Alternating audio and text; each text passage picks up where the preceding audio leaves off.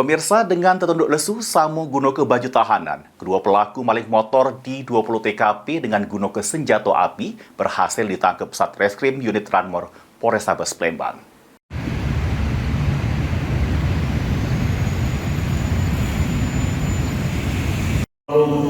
Kami sampaikan, kami kolaborasi.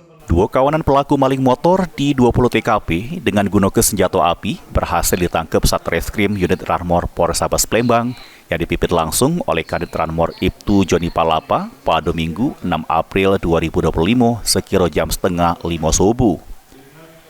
Kedua pelaku ialah Budi Ardiansa, Samu Hermansa, warga Jalan Campang Tigo Ilir, Kelurahan Campang Tigo, Kecamatan Cempako, Kabupaten Oku Timur. Pelaku ini dewek pas ditingkep sedang bersingitan di rumahnya yang berada di Oku Timur.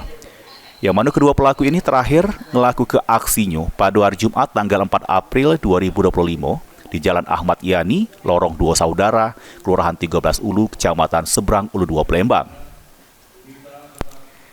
Kapolrestabes Palembang Kombes Pol Haryo Sugiartono jelaskan, kedua pelaku pada saat peningkapan didapat ke senjata api rakitan kaliber 38 mili.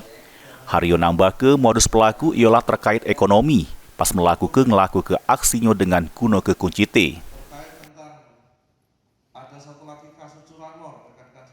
Atas tindak pidana curanmor yang dilakukan oleh dua orang tersangka tersebut, kami juga telah menemukan satu buah senjata api rakitan kaliber 38 mili yang tentunya dengan adanya peristiwa tersebut kami mensplit atas tindak pidana yang terjadi.